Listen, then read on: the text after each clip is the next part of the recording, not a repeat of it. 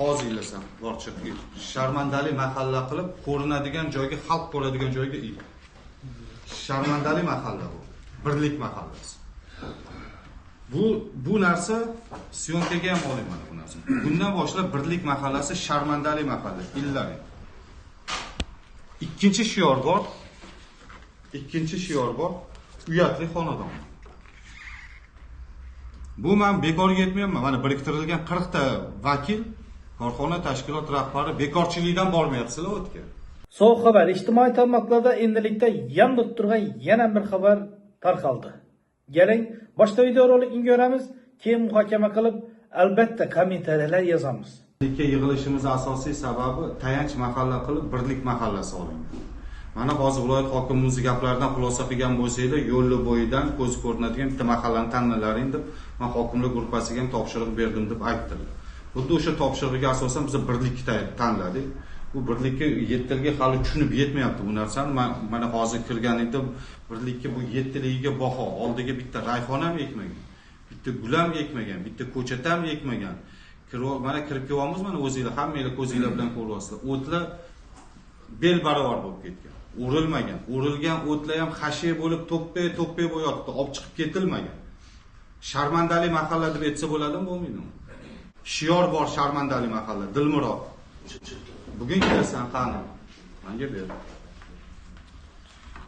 Hozir eylasam borchiq Sharmandali mahalla qilib ko'rinadigan joyga, xalq ko'radigan joyga ey. Sharmandali mahalla bu. Birlik mahallasi. Bu narsa syonkaga ham olayman bu narsa. Bundan boshlab Birlik mahallasi Sharmandali mahalla illari.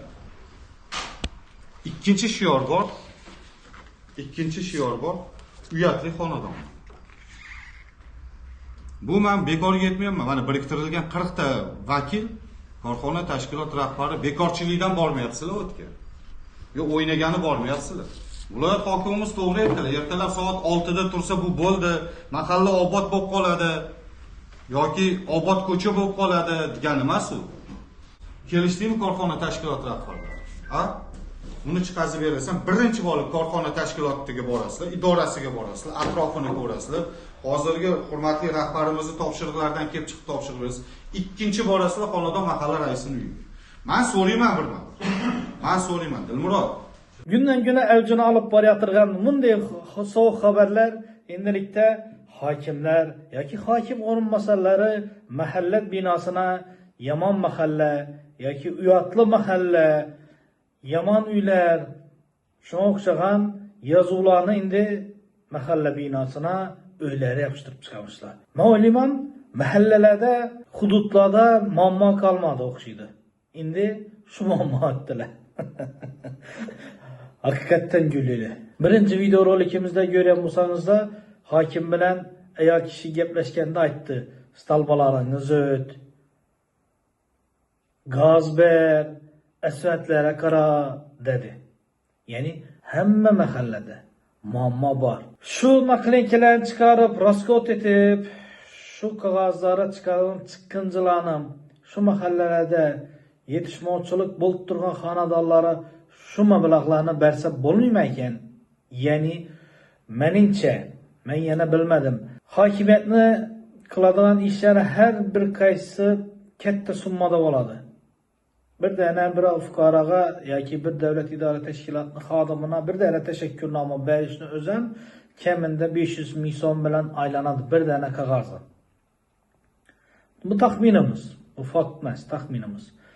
Şunchalik qog'ozni olib mahallalarda yurib xonadonlarga yapıştırınca şu qog'ozni, pullarni, rasxodlarini şu mahallada qiynalib turgan oilalari yoki doimiy davolanib turgan fuqarolar, xastalangan fuqarolarga bersa bo'lmaymi? Fikrlaringizni yozib qoldiringlar. Bu günden güne trend aylanib borayotgan, yana shov-shuv bo'lib turgan, ko'p muhokamalar sabab bo'lib turgan videoroliklar to'xtatmayacak bular. Bular borgan sahibi bir yangiliklarni qilib borayotganlar-da.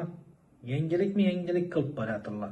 Yangilik shundayki, mahallalarda iqtisodiy past xo'jaliklarni naborot borib turib, iqtisodini to'g'rilab, ko'tarib, yordam berish kerak deb o'ylayman. Bu mening shaxsiy fikrim. Siz fikringizni albatta kutib qolamiz.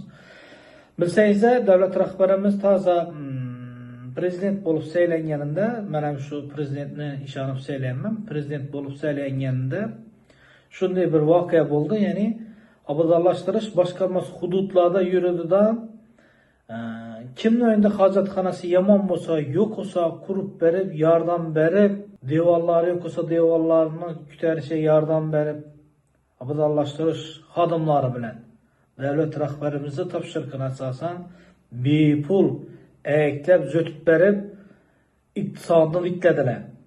Ya'ni borib bu yerda sharmandachilik, uyatli, yomon degan so'zlar aylangan ham yo'q, yozilgan ham yo'q. Aksincha yaxshi tarafga o'zgartirishga harakat qilindi va yaxshilandi shu vaqtda.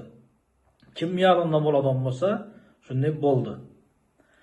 Shuning uchun men o'ylaymanki, bu narsalar baribir to'xtatish kerak. Bu xato. Shaxsning sha'ni, qadr qimmati verini kamsitmay, shu narsalardan yiroq bo'lish kerak deb o'ylayman. Sog' bo'ling, salomat bo'ling. Sahifamizga obuna bo'lib qo'yishni unutmanglar. Yurakchani qizartirib qo'yinglar.